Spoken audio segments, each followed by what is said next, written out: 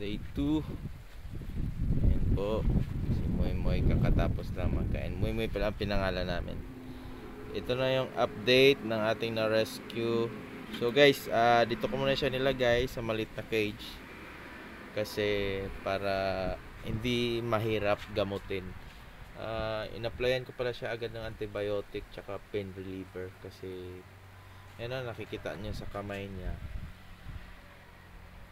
And guys, may trauma pa siya.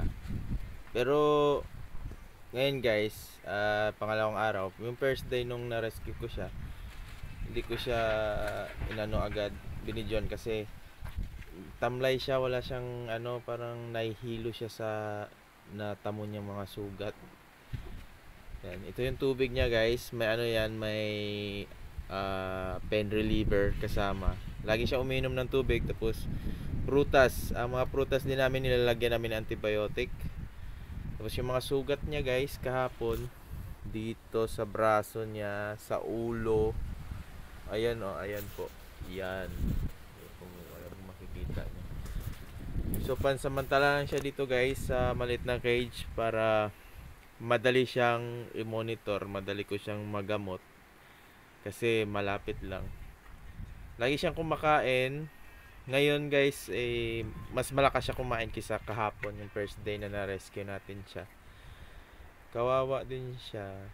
So, pansamantala lang din siya dito sa amin. Pag malakas na siya, pag kaya niya na, kasi parang grabing napuruhan yung braso niya dito. O, di ba? O, di ba? Magkaibigan kami niyan. Alam niya kasi na ako nag-rescue sa kanya.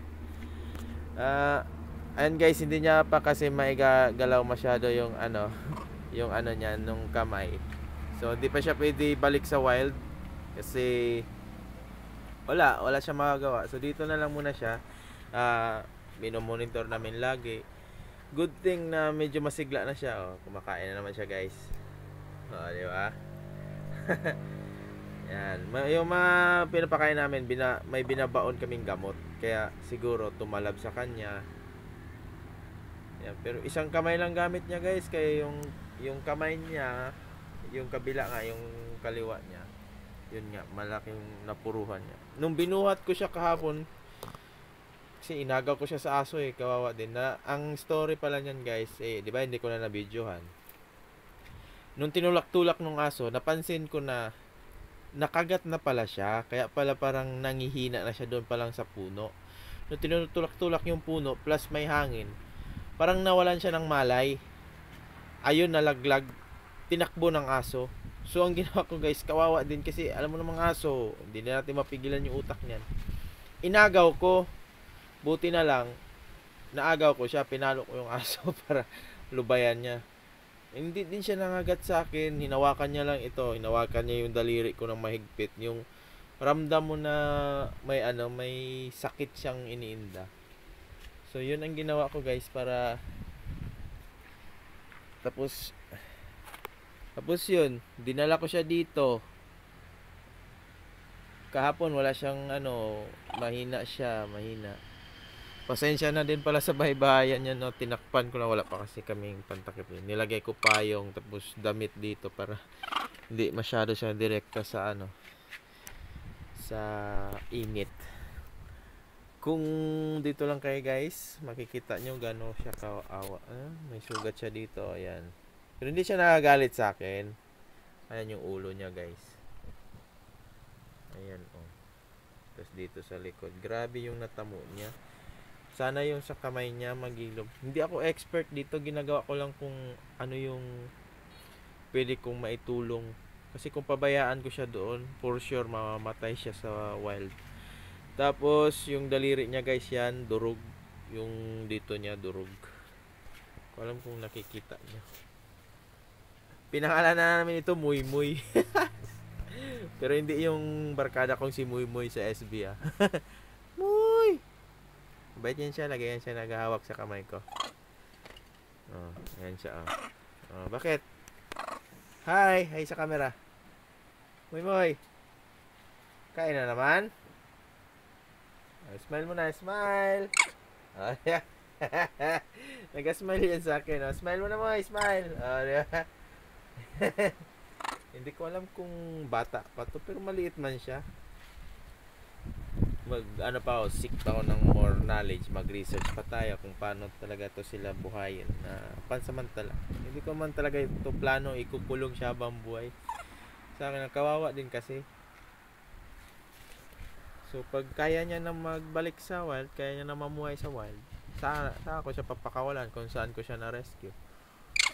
For sure, marami to sila. Baka siya lang naiwan nung hinabol ng mga aso habang nanggagatong ako doon. Malayo ako guys nung nanggagatong ako. Tapos yung mata niya kahapon, hindi ganyan yung mata niya. Yung dito na part. Grabing singkit yan, oh. Wala akong pagkain. Nagkakain, kinukuha niya pagkain guys pag ginaganon ko kasi natanggap yan siya, oh, na. Hindi yan siya galit sa akin. Feel ko lang, pero mabait kasi to. No, nagapahawak nga lang siya sa akin.